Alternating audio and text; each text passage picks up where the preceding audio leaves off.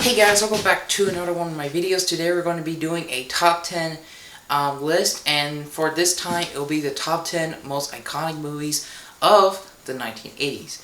And as you know, the 1980s had great movies and great characters, some iconic, some not, but today I'll be ranking, well, not really ranking, but just telling you guys my top 10, my personal top 10 list of the best and most iconic movies of the 80s. Now, if you don't see any movies that I don't say or are on my list, then don't freak out, don't get mad at me.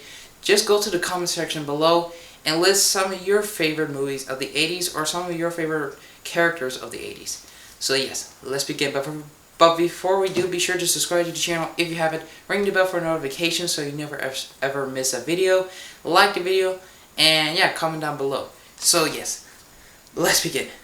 For once on my channel, I actually have a list. So yeah, number 10, Ferris Bueller's Day Off. Now there are a few films that are funny, that are fun to watch, but just make you rewatch them. There are very few films that can do that all at once. Ferris Bueller is no exception. It brings you back every single time because the story is so creative, it's so funny, the acting is great, and I had a blast with this film. This film does not take itself too seriously doesn't take itself seriously at all. This film goes above and beyond, and while it does that, you really enjoy each scene from part to part. I did a review on this, so be sure to check that out if you want more info on the movie. So yes, it makes it onto my list as number 10. Number 9, Die Hard. Now, I think most of you guys were expecting Die Hard to be a little higher on my list, but no, it's number 9, and you'll see why later. Now, Die Hard is a great action film. I don't think it's an extremely good action film. I think it's a great action film that launched Bruce Willis' career above and beyond. And I think that the action in it is really good, like machine guns, iconic lines like the Yippee-ki-yay line. All those make a great film, and a great film from the 80s. Personally, I don't think it's one of the best action movies of the 80s. I don't think it's the best action movie of the 80s. But if I were to put it on a list of best action movies of the 80s, it'll probably be on my top 10 list. Bruce Willis' acting is great in this film. There's a lot of carnage in this film. There's a lot of realism to this film. I like the terrorist. This actor, he was very good as a terrorist, and his death was hilarious. It was cool. Every scene did the right thing at that right moment, and it never really slowed down. And it was always like this kind of suspense of what will happen next. And many of you guys don't know, but this Die Hard was actually based on a book called Nothing Lasts Forever, and it's actually Die Hard. In a way, it's a sequel to a 1960s movie with Frank Sinatra, because the guy wrote the book so Frank Sinatra could be in it. Imagine that. Okay, number 8, Predator. Now, Predator is probably one of my favorite sci-fi films, and probably one of my favorite Arnold Schwarzenegger films at all time, because the action is great, the suspense keeps you reeling until the end of the movie. You got iconic lines, you got fast action, you got machine guns and knives, pistols, choppers, the manliest of men, 2 governors.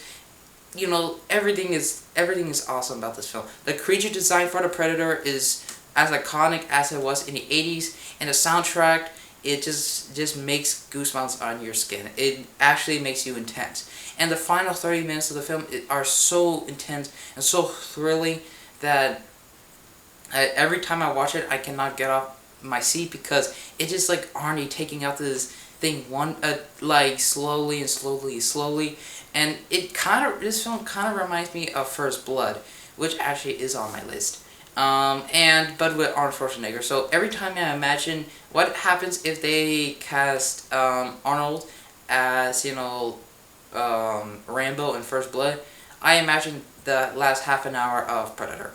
And the whole movie is so memorable. It takes place in the jungle, which kind of makes it a little bit cooler.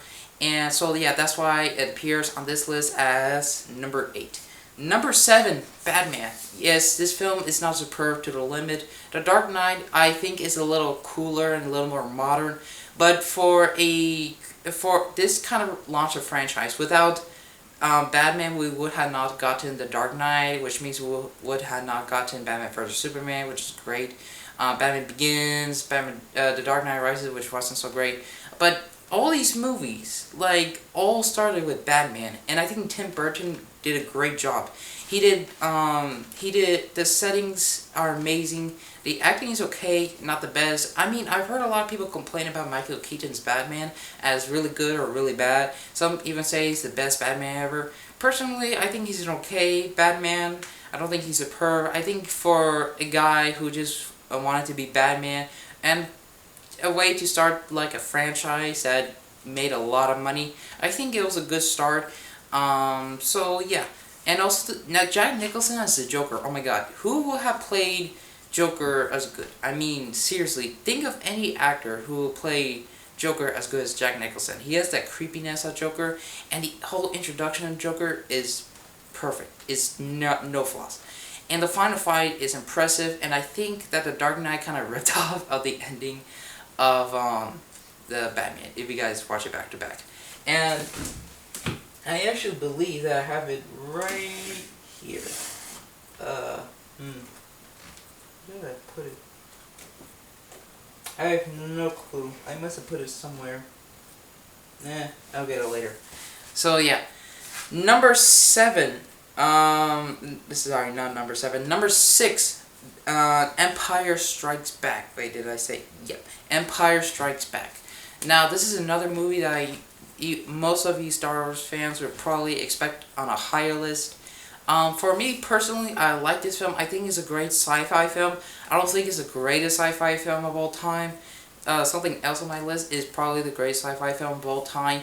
But Empire Strikes Back is probably the best Star Wars movie besides A New Hope and The Last Jedi. Well, I'm just probably going to say the whole original saga of Star Wars from like 1970 something to 1983 when the Return of the Jedi was released. I think that was all those movies are great, equally as good. But if I were to pick any from the Return of the Jedi to the Empire Strikes Back, Empire Strikes Back is probably the best because it's most intense, the most grittiest, the most dark, and really just blew out with creativity. And that's why it makes it onto my list, and also has a great reveal in the end, which I think everybody knows about. So yes, if you haven't seen this, where's your life? Okay, number 5, Aliens. Now we're getting into the good stuff. I mean, well, we already did, but you know, my personal favorite. Now, Aliens is probably one of the greatest action films of all time because it was directed by James Cameron. Also, it starred a strong female character, which I really like, and also this film has such a good plot. You have these, like, the first Alien movie, like, was set in the spaceship and had one alien taking out all these people, and Ellen Ripley was one of the main characters, but until like the end of the movie, when she was the only last one left, the whole crew were the main characters. But in this movie, she's the main character, and these people who are prepared for war, these people are against all these aliens, and the action is just so good. The cinematography is awesome. The quotes in this movie are so awesome. The character herself is really iconic, and if I were to put it on the list, I'll probably put it in my top 5. I really enjoyed this movie. When I saw it, I thought it was a great action flick, and I believe the actress Sigourney Weaver was actually nominated for Best Actress for this film. Incredible, I know, and that's why it makes it onto my list. Also, the alien designs are so iconic and some of the best I've seen in movies. I think that Predator and Alien are probably the best costume designs for an alien. And that's why it makes it onto my list. It's a great action film.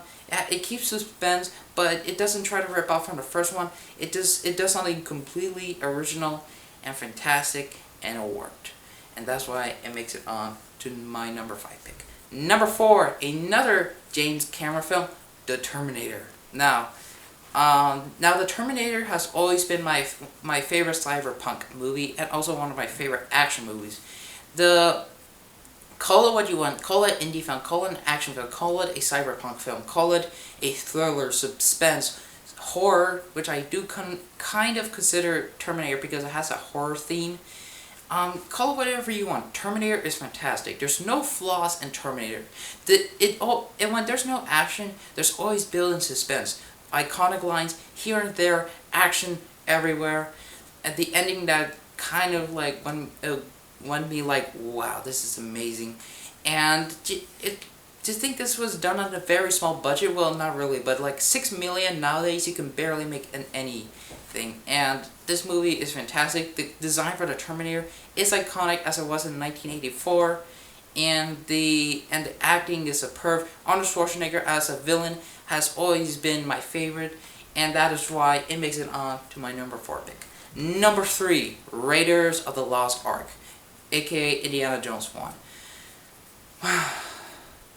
Now, Indiana Jones has always been my mom's favorite character, but one of my favorite characters as well. Raiders of the Lost Ark, I've seen it since when I was 7 years old, and I loved it even when I was like half my age.